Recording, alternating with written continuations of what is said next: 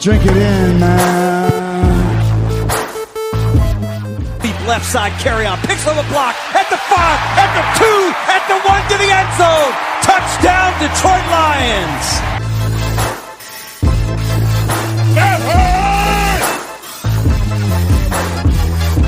Drink it in, man. Get up, Stafford throws. It is end zone. Caught! Oh, baby, what a catch! Kenny Galladay, you're a freak! What a catch! Touchdown, Detroit Lions! Cornbread! I love the Lions! Say it with me! I love the Lions! Drink it in, man.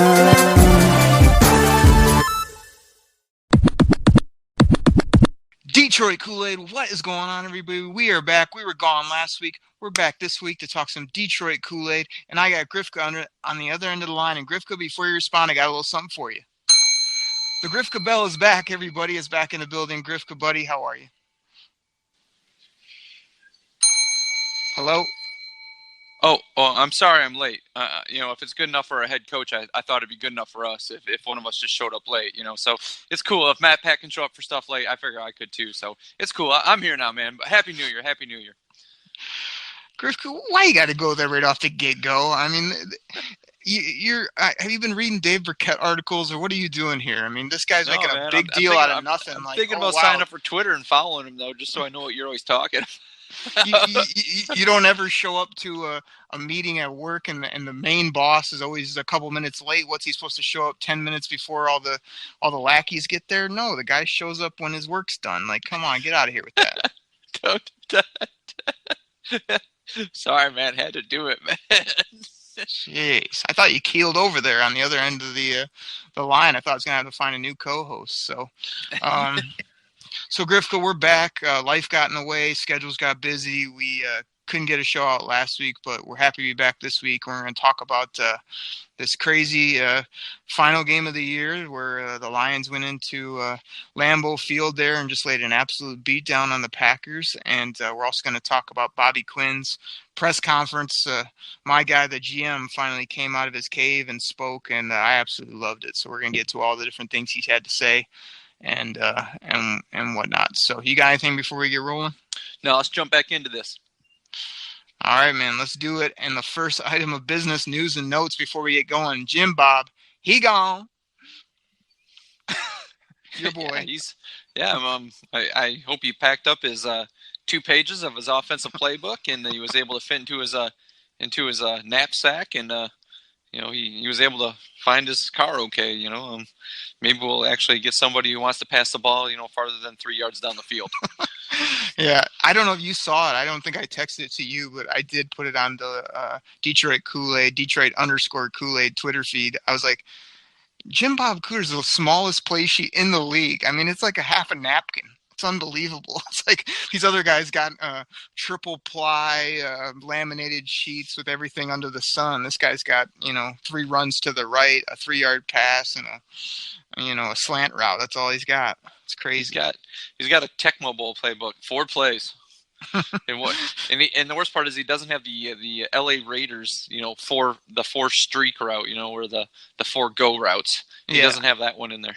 Yeah, that's a classic play call, no doubt. So, like you say, in all seriousness, I mean, when Jim Bob came on, I thought he did a great job that first little bit. Him and Stafford seemed to really have that connection and got the offense going. But, man, these last year and a half or so has just been they've been stuck in mud and just not working. And, I don't think that Jim Bob can't go somewhere else and be a decent offensive coordinator or an offensive mind in the league, but it just wasn't working here, wasn't innovative enough, wasn't consistent enough, and our quarterback, which we'll get to both probably today and in future shows, just didn't have what he needs to win big ball games and play good football. So, I was happy that they did make the move. There was a part of me that thought, man, they might keep this guy. They might hang on to him because, I just had a weird feeling, but to get rid of him, they've kind of been slow here. Not much coming out about the new person, but I think the new guy will be a Matt Pat, type of hire, and that's going to help. So that should be good. yeah, we can talk about the new offense coordinator when one is decided on. But Jim Bob, I just don't know if he was innovative enough. I think when he first came on, it was a new offense. Teams had a little struggle figuring him out, but over the last few years, I just think other teams figured him out, and they just kind of kept running the same stuff over and over again, and they were able to figure it out and plan for it, where he wasn't able to adjust when other teams would see that, oh, okay, this guy's stopping, we got to run something different. He just kind of kept running the same playbook, and I think that really hampered the Lions. So hopefully the new offense is a little more innovative. I mean, from reading Matt Patricia's and hearing his stuff, I don't know if that's actually going to happen, but let's hope there's a little more explosiveness coming out of this offense than what we've had the last couple of years. Yeah, I think it'll be good. Like you say, we'll talk about it more when they make a hire, but I don't know that you need the new 30-year-old with all the crazy plays. I think we do need a guy, though, that, can kind of just reinvent what they've done in the past, probably challenge Stafford a little bit, bring in a few more playmakers and really get him humming. So that's what I'm hoping for. You don't always need to sling it 50 times. I think running and being conventional works if you do it well. So Grifka, the only other thing, news and notes that I had was they got rid of kind of like their salary cap guy, which was a guy who Bob Quinn brought in. And they brought in somebody from the Arizona Cardinals. So that was kind of like the major front office move so far that I've heard of.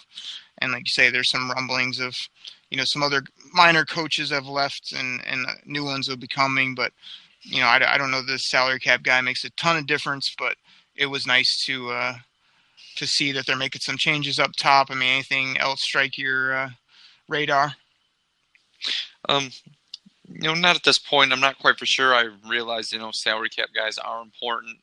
I'm not quite for sure if it's the salary cap guy that, has kind of put this team in where it's at, or maybe they're just trying to get some new blood with the new salary cap being, introduced or announced, at the beginning of the new football 2019 year. That usually happens, roughly right after the Super Bowl when the schedule goes. It's, everybody knows it's not like right at the end of the Super Bowl. It's always like, a couple weeks after or something, like the new year starts, and that's when they make the announcements with the salary cap.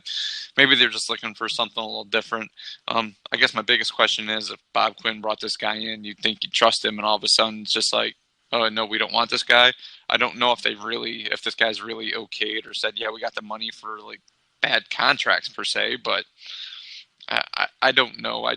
Salary cap gurus to me are just, they're number crunchers. I mean, that's what they are. Unless they can find somebody better at hiding money or, doing something like that.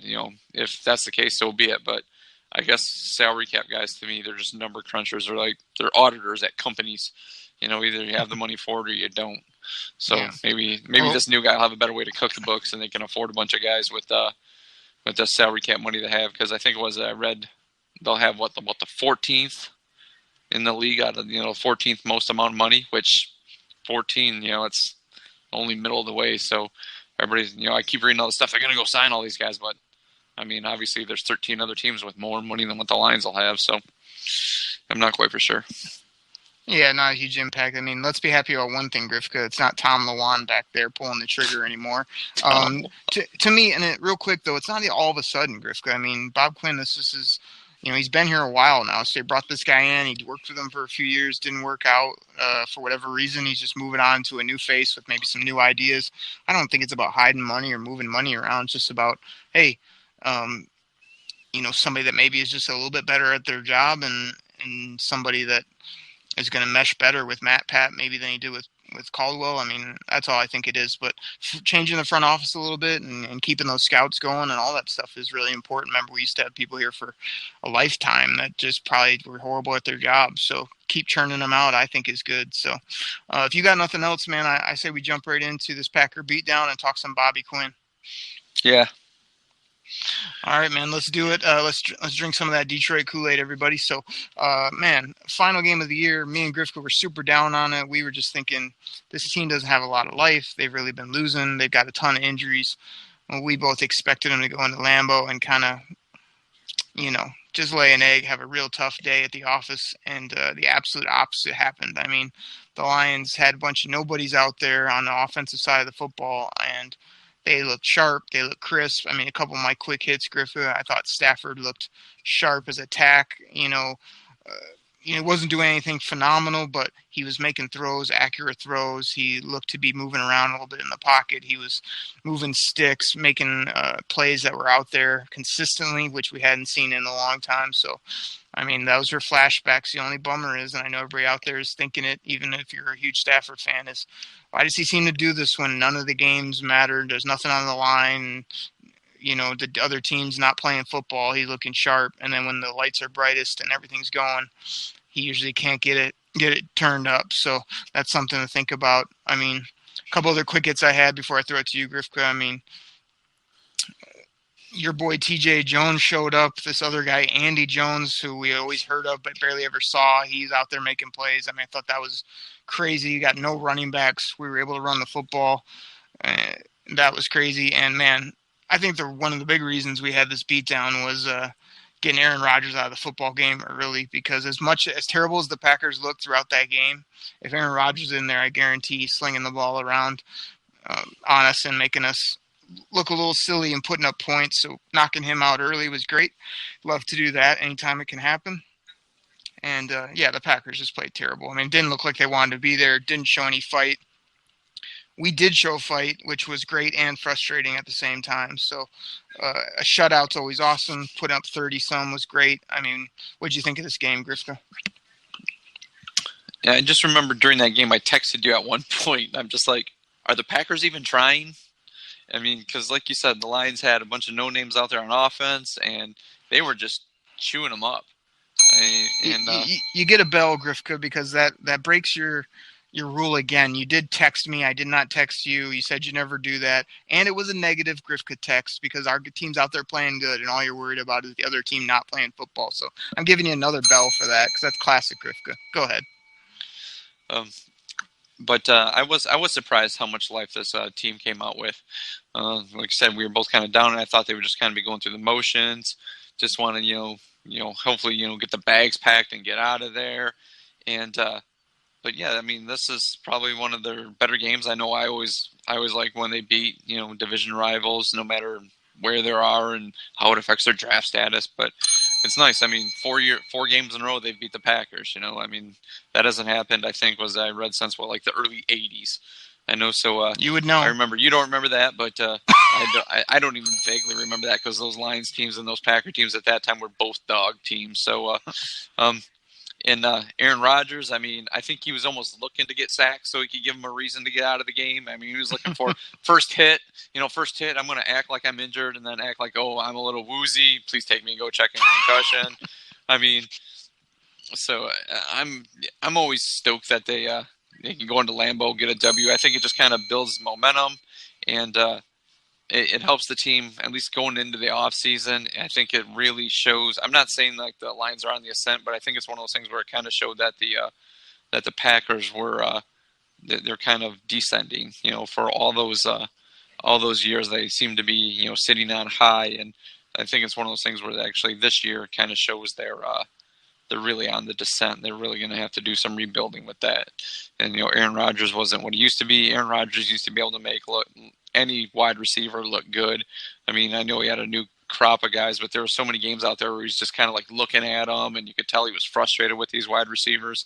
So I don't know if that's part on the wide receiving core or part on him just kind of losing his mojo, his touch, stuff like that. But it was nice to see the Lions just go out there and, really just kind of, stomp a mud hole in them. I was really happy with that game, and I was glad they were able to pitch a shutout. There were a couple things where they did have a couple stops late to continue it, to make sure the shutout stayed intact. And my biggest disappointment with that game, to be honest with you, is Zach Zenner not getting 100 yards. He was at 92. He got to 92 yards or 93 yards, and they pull him to put LeGarrette Blount in the last couple. And LeGarrette Blount just kind of was like looking, for the center and guard just to run at their back so he wouldn't have to get tackled.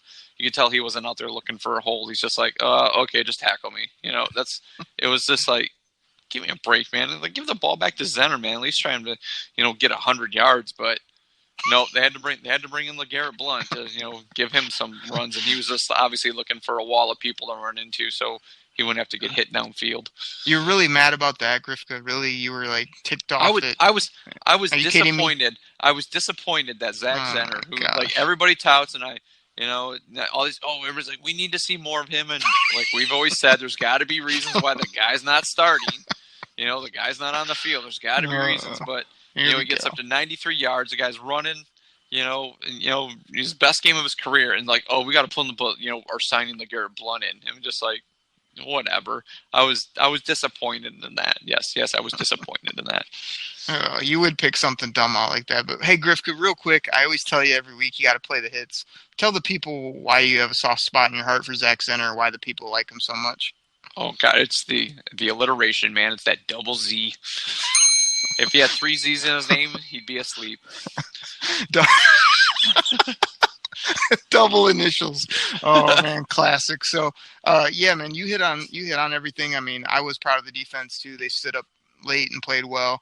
I thought, for the little credit that you wanna give them. I mean, you always are dogging on Matt Pat. He doesn't have them ready. They're not ready to play.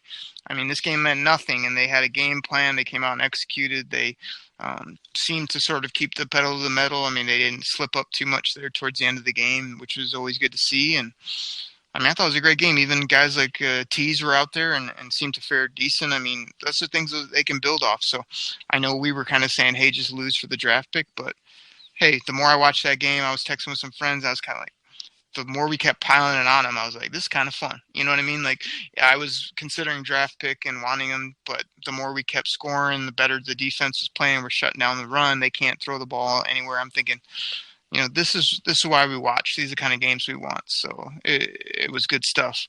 Grifko, a couple discussion items before we get to Bobby Quinn. Like, what'd you think of BP? I mean, I've been touting Brandon Powell all year saying this guy looked good in preseason. He's shifty. He's young. He put up production. He's just never getting a chance. Then we have all these injuries. He's still inactive all the time.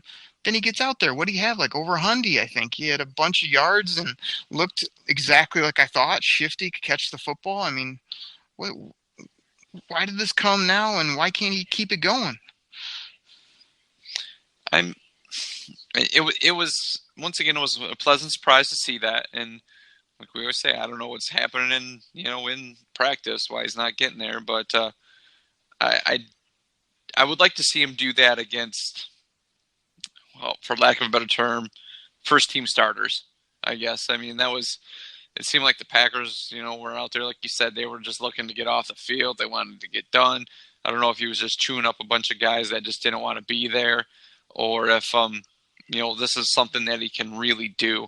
I'm not ready to, hitch my wagon to him to say like this needs to be our slot receiver going into next year. But to see at least that glimmer, to at least give him a chance, he should be a guy who's on the roster next year. Not like, I'm not saying he's going to be one of the top 3 guys, but I think he should be on the roster and at least given a legitimate shot. He should, at least in the preseason, get some reps with the first team to see if he can do that against some first, second team guys, as opposed to like trying to do it against a bunch of guys that are, trying to put stuff on tape for teams, or 4th, 5th string guys in the preseason, that aren't going to be there. But yeah, I would like to see that and see a little more of that, because he did look awful shifty running that underneath, kind of like a very poor man's Golden Tate at this point.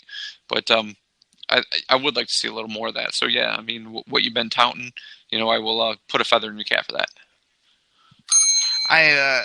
So I'm not saying he's number 3 either, but I mean, it's just something to build off. And I think, as much as I was for the Golden Tate trade, like once we start digging into draft and into free agent stuff, like, yeah, I think they do need, even with a healthy Marvin and a Kenny G out there, they need some more blue chip playmakers, whether it be at the tight end position, slot receiver, another running back to complement what Carrion's going to do next year. So, I think he can be in the mix as a depth player. I mean, he can definitely bump out your boy TJ Jones, but, I think we still need to add players there that can score touchdowns and can score big touchdowns. I mean, we need big over-the-top plays, and BP's not one of those guys, but he's definitely a guy that, like you said, roster player, a depth guy, and a guy that, I don't want him to give up on him, and he just needs opportunity, I think. And when he got it, he showed up big. So Griff could talk to me a little bit about a shutout. I mean, it's hard to get no matter when you get it. Nice to see. We kind of hit on it earlier, but just talk a little bit about what we saw again. Run defense, being able to play the pass, and what's the ceiling for this D moving forward? Yeah, I'm always happy with the shutdown. I was very happy they were able to preserve that. It always seems in games like that where the other team is just trying to at least get 3 points on the board so they don't get shut out to keep something intact. We haven't been shut out, X amount of years or X amount of games. So for them to continue to play well on defense that whole game and not just kind of let off the accelerator and just let them score 3 points or whatever, even though the game was out of hand. I was happy to see that.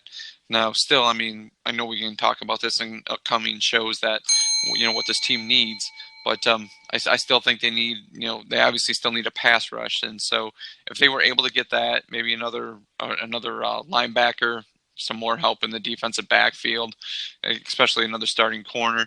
I mean, this defense, the run defense with Snacks being on it definitely improved, but they just need to really they have to get more pressure on the quarterback. I mean, there was a lot of coverage sacks out there, but there were some of those coverage sacks, where like the defense is covering for like 7-8 seconds, and that's a long time, for defensive backs to be out there covering. So they need to get somebody on there. So somebody on that roster can get to the quarterback a little quicker. And I'm not saying this could be like, top 5 defense with what's on there right now, but they could definitely be somewhere at least in the top 10 if they were able to get. I would say at least a pass rusher can get some constant pressure on the quarterback, and at least somebody who's, I'm not saying an all-pro, even a Pro Bowl cornerback on the other side of Slay, but somebody who's definitely better than Tease Tabor or Nevin Lawson. They just need a definite upgrade over there, and this could be a top 10, top 12 defense in the league. Yeah, I think they finished 10 this year. I mean, give us your quick take on when I remember watching the game. It's been a couple weeks now. Like again, I remember big plays by Slay, just always right where he needed to be, breaking up the football. But I mean, Quandre Diggs, Grifka. I mean, we paid him. This guy comes like a missile and hits people. He makes plays on the football. You can put him down on tight ends. You can move him around. He plays the run. He plays the pass. He's a big player. And what I really want, though, is your quick take on Pro Football Focus rating Tracy Walker as the top rookie safety. Like, I felt like we didn't see much from him, but he's getting lots of love from lots of different people. I mean, could you imagine Tracy and Quandre back there? That's a good safety tandem if Tracy Walker pans out. Yeah, now I saw that also. I was reading that, and I saw that an article about Tracy Walker, and I don't know if it's based on a certain amount of plays, like you have to have X amount of plays to qualify. It's obviously not based on, well, if some rookie safety's out there for 5 plays and he played good on 5 plays, oh, this guy's awesome, he's the best. But so it's obviously based on X amount of plays. But you're right, it just didn't seem like there was a lot of times we were kind of hoping to see more of him, but they felt more comfortable with, Glover Quinn out there. It sounds like going into next year, it sounds like Tracy Walker may be the guy. I don't know if they're ready to hand him the keys yet to that, but it doesn't sound like Quinn's going to be back. So I would like to see Tracy Walker back there. From what I did see from him, he looked pretty decent. But I know Quandre Diggs has been around for a few years, but he's still pretty young, and that could be a couple real good safeties back there if Walker develops, how they thought he would when they drafted him, and Diggs continues to play the way he has. Because the way I know when they drafted him, I was happy with it. I didn't think I thought he'd be decent, but I think he's a little better than decent even. I think he's one of those guys that I thought Miles Killebrew could be when they drafted him, but Killebrew hasn't really panned out. So, those two in the defensive backfield, I mean, that could be probably one of the better young safety tandems back there with if Walker continues to improve, and even Diggs improves some. But Diggs is a Pro Bowler this year, and he had a busted hand, and he was out there playing. So that could be a good young safety tandem out there. Yeah, I mean, I think Tracy Walker just looks the part in the uniform. I mean, I've never seen a player in the football or the NBA or anywhere with longer arms than Tracy Walker. He seems to move well. I guess the grading scale was just like no matter how many plays you've played, like were you in position? Did you make the play when it was there?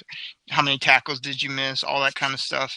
And I guess he graded out on really well on all that. So, I mean, he's where he needs to be. He's doing well when he's out there, even though he's not out there much. So something to build on. I mean, there's been a lot of buzz about the Lions maybe taking a high safety and playing some 3 safety defense. And my quick take on that is I do think,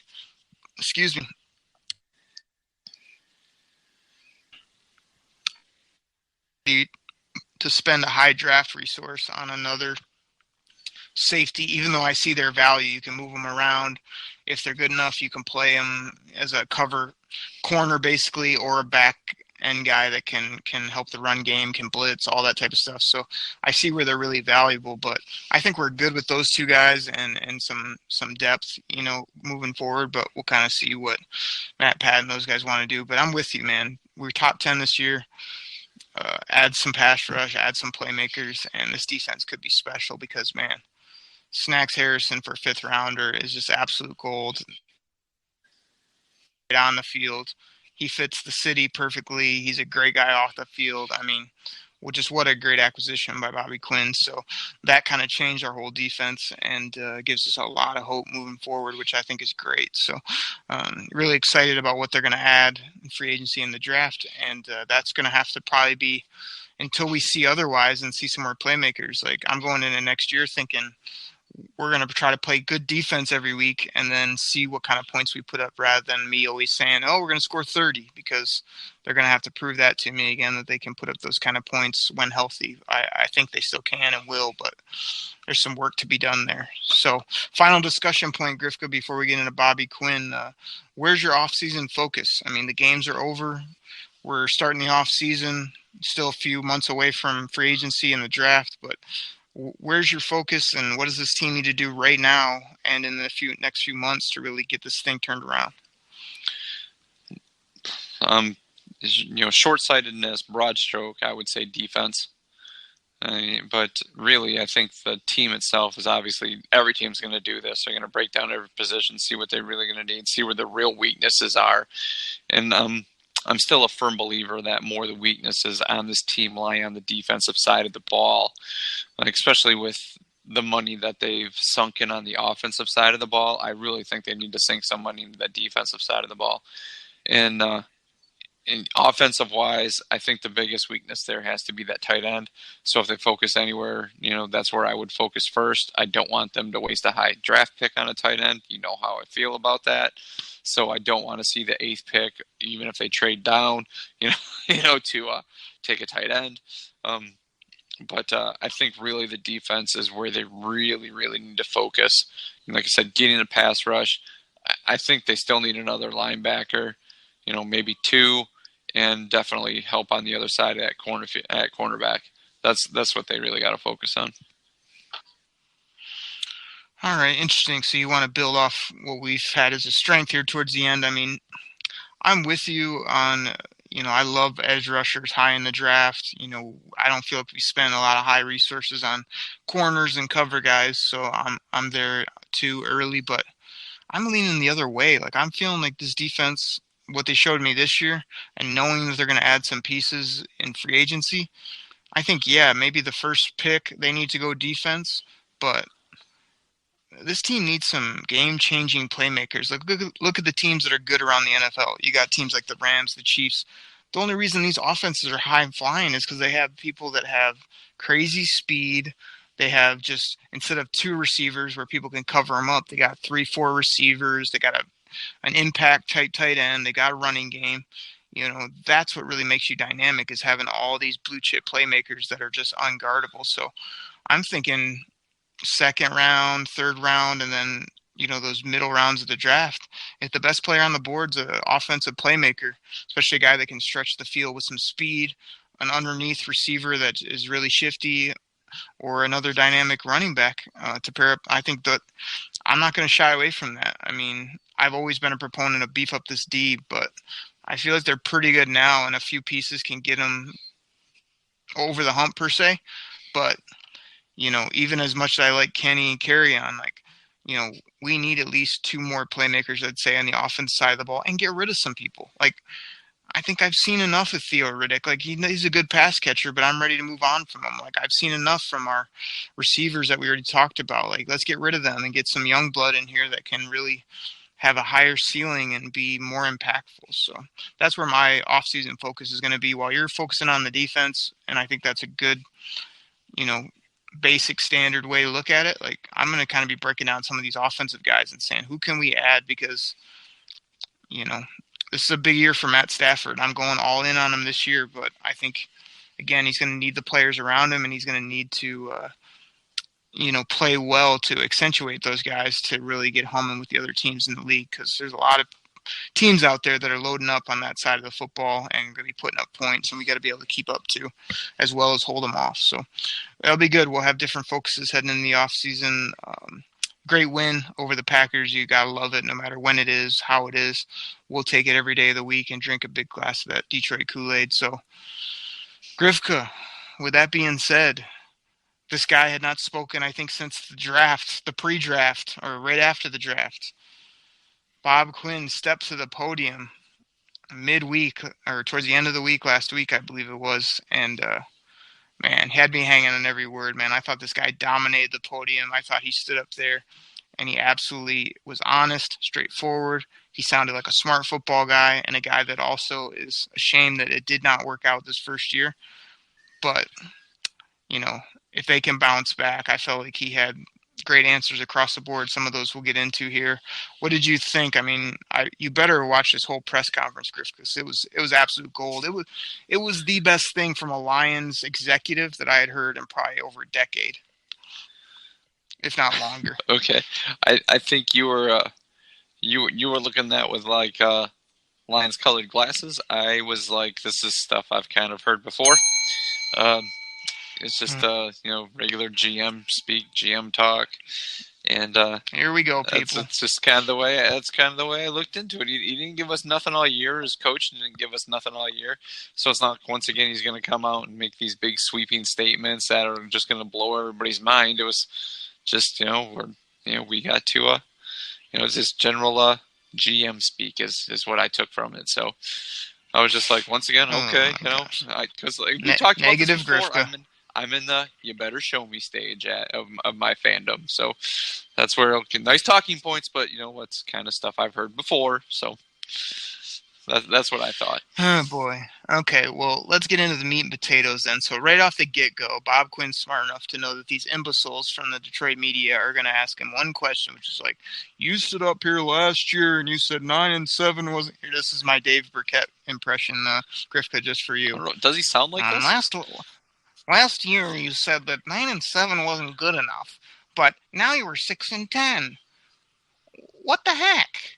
And so Bob Quinn stands up there and goes, 9-7 didn't get us in the playoffs. 6-10 didn't get in the playoffs. If we don't get in the playoffs, we can't in a Super Bowl. So what the heck's the difference? Next. And that was that's what it boils down to, man. There's no second place in the NFL. There's no, hey, good job for getting to the playoffs and putting up a Grifka playoff banner. You're either winning the Super Bowl or you're not, and you're trying to do it the next year. So I was so glad he answered it that way and shut these people down who just wanted to sort of hold him. Well, you said hold on a second. 9-7 isn't good enough. He still believes that. I mean, what? He didn't win more. I mean, what's he supposed to do about it? Would the 9-7 this year would have made the playoffs? I don't know if they would have owned the tiebreakers over Philadelphia. Who cares? What do you mean? Who cares? Philadelphia just went to Chicago and won. So to say oh, who cares? I mean, come on already. I mean, if 9-7, last year didn't make the playoffs, but it could have this year. I mean, like I said, Grifka, I don't know if they own the tiebreakers and don't say who cares because Philadelphia went to Chicago and beat Chicago. So, so for Bob Quinn to say who cares? Yeah, you're right. Who cares? You can say that this year because you were 6-10. But if you're 9-7 would have made the playoffs, you could have went on the road and made an upset. So for him to say oh, who cares? Next question. Well, yeah, it's easy for you to say that garbage because you're not there. I mean, but you're 9-7. No, the Grifka, Philadelphia Eagles, you're missing the point. We just walked into Soldier Field and won there. We heard you already with that. What's that? Last year they were 9-7 and they missed the playoffs. He didn't say, "Oh, this year if we would have been 9-7, it would have made a difference." Yes, if we would have snuck in the playoffs at 9-7 this year, he would have taken it because that gets you in the dance and a chance to win.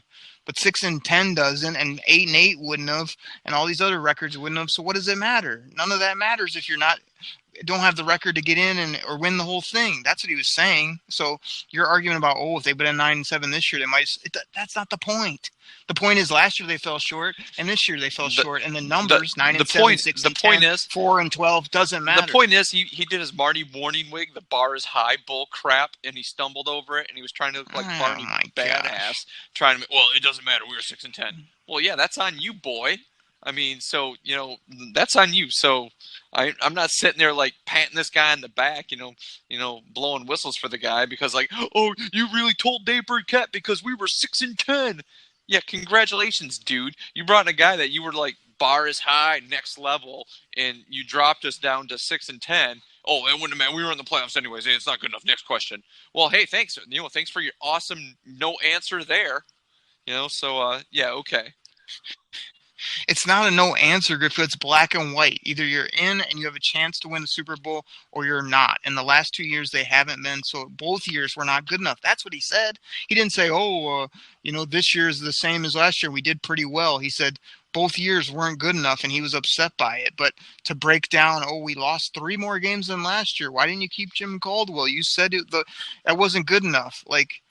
Both of them aren't good enough. So that's why it's next question. It's not like, I thought we'd be 3 games better, but we weren't. Anyway, get out of here. We got to move to the next thing. You're way off track. Whatever. The bar is high. The bar is high. We have a high bar here. The bar is high. Yeah, heard that garbage before. I hate to correct you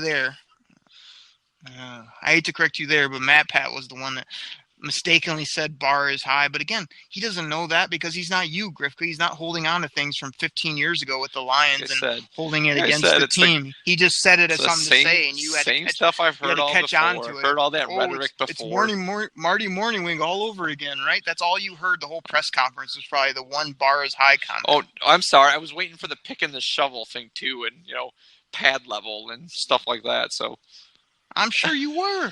Because you missed the point of the actual answers here. So the next one, let's see how you can pick this apart. This is probably your Dave Burkett too. I'll save my impression this time of that dweeb. But somebody asked him, is Matt Stafford your quarterback? What do you think he did there? Did he hem and haw? Did he say, well, we'll see what happens in the offseason, or I'm not sure, or, Matt Stafford went out and played as best as he could, and we're going to try to get him better? Or did he sit there at the podium, look him right in the eyes and say, Matt Stafford's our quarterback. He's our quarterback moving forward. And then they tried to, is a trade a possibility? No, he's our quarterback. Shut it down, answered it honestly. That's how he feels. He's going to build around Matt Stafford. He's paid the guy. He's here. I loved that rather than the hem and haw that you get from everyone else. He should have hem and hawed because then he could trade him. No, I like the answer as well. I did. I like the answer as well because you have to show confidence in the guy. 1, yeah, you paid him, and 2, if he's going to be your team leader, you got to show that the front office has the confidence in him, that he's not going to go over there looking over his shoulder, wondering, obviously, because like you said, all these people are putting reports out there besides even the Detroit media, even other analysts are like, well, you could trade him to this team and, the hit would only be this and this would be good. And yeah, you would only stink for another year. And you go, it's no longer just Detroit reporters writing this stuff. It's other analysts from around the league. And I know you've read that and seen that as well. So for him to come out and say that, yeah, I was happy he did that because yeah, it backed the guy. And so Matt Stafford's not worrying about, looking over his shoulder. Is he going to be traded? It's like, no, he's our guy. This is our guy going forward. So, yeah, I was very happy with that response. There you go. And now it sits on number 9 to have a heck of an off season. Did you ever see the Tom Brady Facebook thing, Grifka, where it showed him in the off season and all the different stuff he does? No, I haven't, actually. It's incredible, man. Tom Brady's in his backyard and probably March, April, May, whatever it was, he puts on his shoulder pads. He runs these in-pocket drills where he's getting away from things, throwing the football.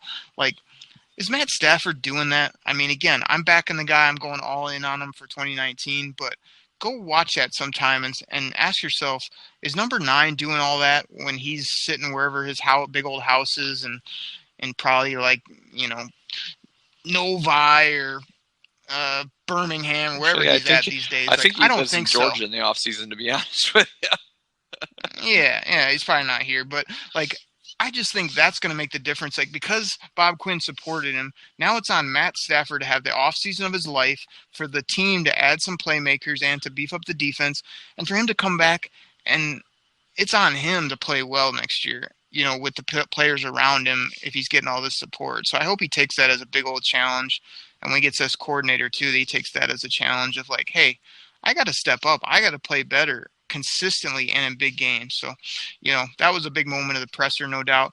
Krifke, you didn't love when they asked him about the tight ends, and he was so honest about the Gronk trade, about all these other tight ends he tried to go get, and that didn't work out. You didn't like that honesty from your GM?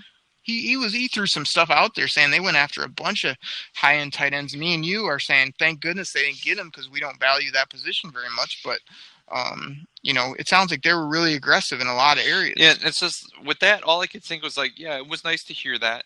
I guess because he didn't break down a whole lot of the details, what they were looking to do. So I don't know, what they were offering, if those tight ends. They were looking to get a big price tag tight end, he said. And Andy acknowledged that, everyone knows the Gronk situation. He basically said, that's true. You've already heard that story. What I don't get and what scared me about that is so he talked about it, and then he also kind of said, hey, we'll be looking to add to that position this year. That's where I got nervous because I don't want to spend a big resource. I want to have guys that are better than our, bumskis we had there in 2018, but I don't want to go out and spend a second-round pick on a tight end necessarily, even though I just went on that mini rant about wanting blue-chip playmakers offensively. If they go out and spend on a big tight end or give Tyler Eifert a bunch of money when he's hurt all the time, I'm not going to love that move, I don't think. But first of all, I just want to say the Lions have Levine Toilolo, and we might have found something in him. But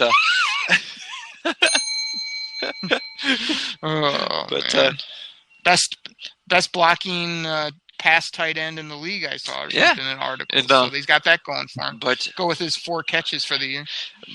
Yeah. But like I said, I know there was offers, and I think the offer, it was kind of made public or somehow it was leaked out, kind of what they offered for Gronk. But yeah, they were out trying to get some big number tight ends. But what were they offering in return? Where the other teams were no, we'll just hold what we got. That's what I mean. He wasn't really. Nobody really trying to drop specifics on it. Because then you get second questioned on everything. Why didn't you offer this instead? If they wanted this, why didn't you do that? So.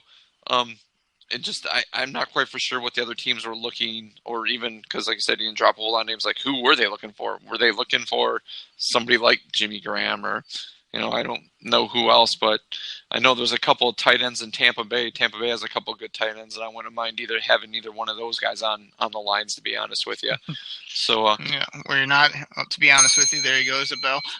They're not gonna trade OJ, but Cameron Brate's a big name this year. But let's get away from the Titans for a second. But what you wanted to hear, and I wish I could play a clip, or we could go revert the clock back to that day they trade Golden Tate. You lost your mind. So they asked him about the Golden Tate trade. What'd you think about what he said? He said that a bunch of teams calling, nobody offering anything. He said the Eagles called at 8 a.m., didn't offer anything, and then by 9, 10 a.m., they offer you, they can't refuse. Didn't that give you a little insight to hey, this guy didn't really want to trade him, but when they upped their offer to a third rounder the morning of the trade deadline, he had to do it for value purposes. And that's what I try to tell you. It's all about value. And 8 more games with Golden Tate versus the value of a third rounder, which you get for 5 years at no money, is crazy good. Okay. First thing I want to do is point out that Golden Tate had a winning touchdown on a 9-7 playoff team on the road. So I just want to bring that up. I just want to bring that up. I knew you would. What else did he do? Not much, but of course, validate your arguments. So you bring that up. But so I'm happy for the guy. I got nothing against him, but he wasn't gonna get us to the playoffs or win a bunch of big games. So I'll take the third rounder all day. Right, but and I'm glad Bobby Quinn did. But it's kind of like one of those things. I know I've discussed this with you before, in fantasy football trades. Nothing is worse than when somebody says hey man, you want to trade? Because people always used to do this to me. I was on a fantasy football team and I had Calvin Johnson. Like, okay, you want to trade Calvin Johnson? I'd be like, yeah, sure. What's up? They're like, make me an offer. I'm like, I'm not looking to trade him, so why am I going to make you an offer to give away a guy? So maybe teams were doing that. Like, hey, you want to trade Golden Tate? You're not going to re-sign him? Yeah, we can listen. Okay, make me an offer. Well, I'm not, just going to give him away because you said. I hate that. If you want somebody, bring something to the table for me. And if all those teams were doing that, finally, the Philadelphia's like, okay, this guy's getting some play. Because stuff like that gets around in the league. People hear stuff and the contact. It's like, hey. Because I heard New England made a play for Tate as well, but it's one of those things like gets around where Philadelphia's okay, man. If they're going to trade him, we're going to have to do something. Which, okay, like you said, all these other teams are just kind of like, well, make me an offer. Well, I'm not looking to get rid of him at this point. Why don't you bring me something? And Philadelphia finally stepped to the table and said, okay, this is what we'll do. We'll give you a third-round pick. Bing, yeah, we'll make the trade. So, so maybe that's what was happening when people were like, wait, you Golden Tate's on the trading block? Well, yeah, we're listening. Oh, good, make me an offer. I ain't going to make you a freaking offer. You're the one coming to me. I mean, do you go to a car dealership and say, hey, you want to sell me that Escalade? Sure. Well, good. Why don't you give me a price? Well, no, why don't you make me a price? You're the one who wants to buy the thing. I mean, walk away. I mean, stuff like that just annoys me. Okay. Anyway, so yeah, okay, but you don't know any of that happened. But the table, like you said, trades happen quickly. It happens in all sports, but like you said, if a lot of teams were kicking the tires and Philadelphia stepped up because they heard the rumblings that New England might get him, I mean, yeah, okay, getting a third-round pick, okay. But once again, he did have the game-winning touchdown for a 9-7 playoff team that was on the road. Now Grifka's come around where it's okay, where before you lost your mind and they had quit on the whole everything. Hey, but he could have been on a 97 team as well. The classic and, Grifka got flip-flop. The touchdown for a road playoff team. And oh, wait, he did do that. Never mind. Okay, what did you think about him acknowledging that they had some discussions on Khalil Mack, which we were banging the table for? I think discussions right there was just kind of to hear that. It's one of those things like to say like, yeah, we were thinking about it, we were in on it, but I don't know if they were ever really serious about it. I think that's one of those things like where you hear all those teams are in on it and they just want to be like, yeah, we made some phone calls, we were in on it, but what Oakland was looking for, I think they just kind of like one of those things like, yeah, they made a phone call or two, and once they found out what the price tag was, it was just, we're out the door. That's kind of what I read into that, how I feel what ultimately happened, because once again, if you feel your team's that close, you're going to pull that trade. But they didn't think the team was that close to give up a couple first-round picks, or maybe they were offering, like a third or a fifth or, a future second or something, who knows, but that's kind of what once they heard the price, they've shut it down at that point. Yeah. This is one of the rare times I'll do a reverse spell, which is, hey, Grifka, I agree with you. I think it was the same way. I think they kind of checked in, price was too high, didn't want to deal with all the stuff that was going on, and probably bailed. But what I loved about it was, like, every time another media member or another coach gets asked about this kind of stuff, they're just like, well, I don't want to talk on hypotheticals or, I don't want to get into the discussions we had with those are the kind of answers you get. We didn't get those this time. We got like legit answers to questions, even when they're vague. There's still something. I mean, he could have easily dodged that question and say, like, yeah, we had some discussions, but there's a bunch of other teams out there. They asked the whole league, and that's pretty much the way it went down. Like, that's an honest answer from a guy who I want my GM to be straightforward. I don't want him to give away all the trade secrets, but I want him to be straight to the point and deal with players and agents and everybody like that. So I thought he served well. Speaking of being honest, let's talk about his comments on Tease Tabor. I mean, that's the one I was waiting for, where he did come out and say he'd never watched more tape than anyone they did on Tease. This guy's been 2 years now, has not played good, has not made any impact plays. None of his instincts have showed up and made, any bit of difference. Like, that's where you can really hold Bob Quinn to the fire of, like, man, his draft record, if you look at it, is pretty good, but this is a big miss, and this is a miss where he came out and said he had spent more time than any other player. So this one is kind of on him. So paraphrasing his comments, he just said Tease is still developing. He hasn't played as well as I would have hoped. That's clear, he said, I believe. And then he said, he still hopes that, he can keep developing and can find a place on this team or something to that effect. And I thought that's exactly where he's at. I mean, basically acknowledged so far he's missed. He hasn't been a good NFL player, but they're still hoping maybe in year 3 that there's something. And all of us out here as fans are going, no, we've seen him enough. There's nothing. He's too slow. He can't cover people. But hopefully they're seeing something in the building where they can still get something out of this guy. I mean, what'd you think of the whole Tease Tabor take by Bob Quinn, the honesty there? I like how he admitted it, because there's a lot of times like that doesn't happen with other teams. I'm not talking just the Lions. I'm talking with other teams. It always comes down to like, you see that stuff where high draft picks get cut, and it's always like, well, it just didn't work out, or, we thought he, just wasn't quite a right fit for the system. It's always kind of like these back excuses where it kind of covers their butt. At least he kind of admitted, it's just like, yeah, I watched a lot of tape on this guy, but he didn't think he was as good as I thought he'd be. So it was nice that he came out and actually admitted that. To say that he's still, there's still hope for him. I think that might be just rhetoric, just kind of say we still believe in him, to kind of give him hope. He's still under contract, but like you said, we've seen enough of him chasing down guys 2 steps behind the play, missing tackles, getting his ankles busted on double moves. And I realize a lot of defensive backs bite on double moves and look stupid, but when he's covering the crossing route and he's 2-3 steps behind the guy because he's just not fast enough to cover the guy, or anytime, there's a play his way where he's on the guy and then there's a penalty flag for pass interference or defensive holding. I read that stat that he had just as many defensive pass interference or defensive penalties on him as Nevin Lawson, with only like half of the opportunities thrown against him. So that's just not a good sign. So he still has a long way to develop, and I'm happy they believe in the guy, but I'm ready to cut bait with the guy.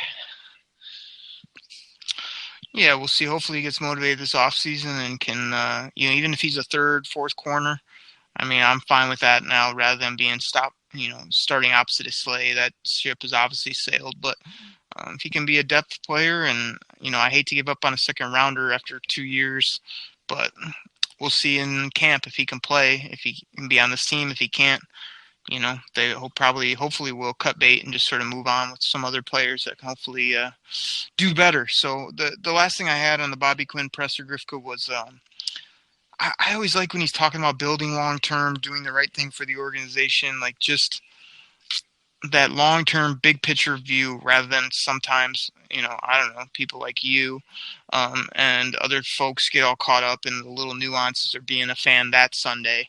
I mean, every Sunday is important in the NFL, but when you're the GM of an NFL team, you got to look big picture. You got to have a vision. You got to have a plan.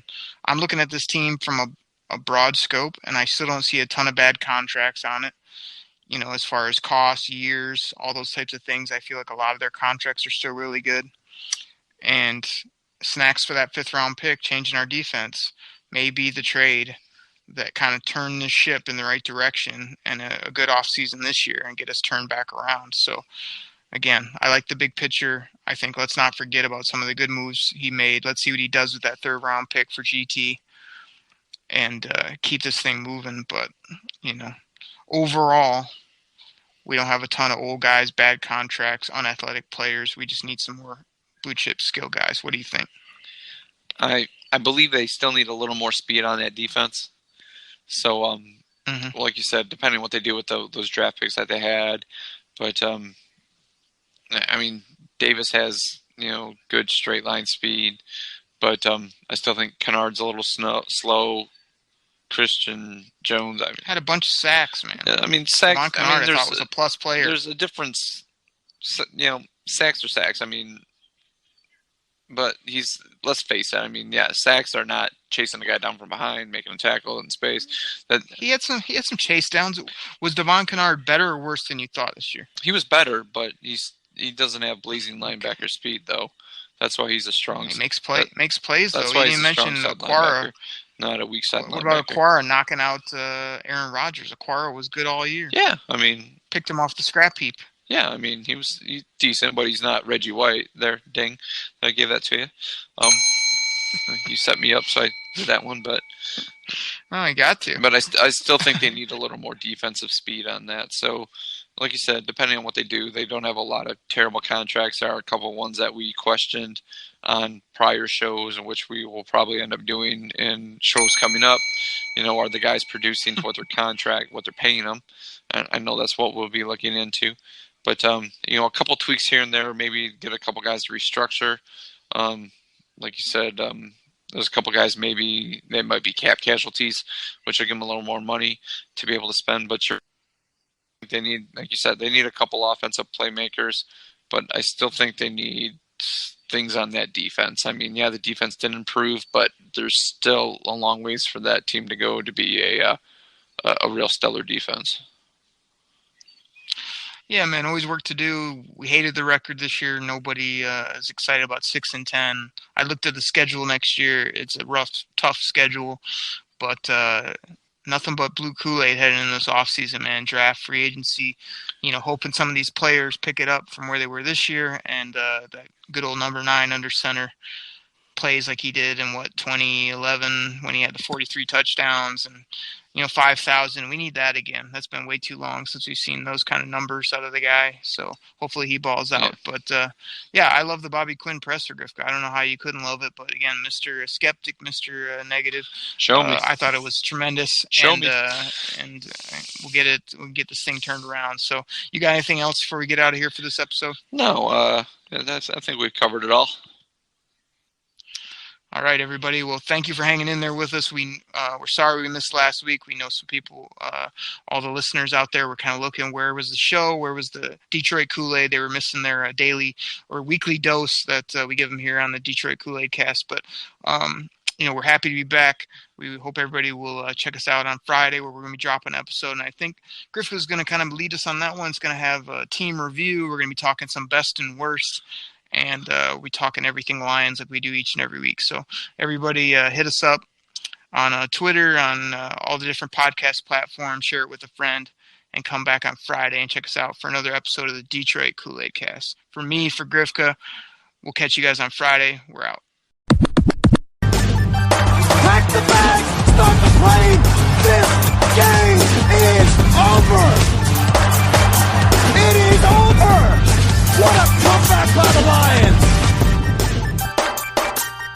Drink it in, man.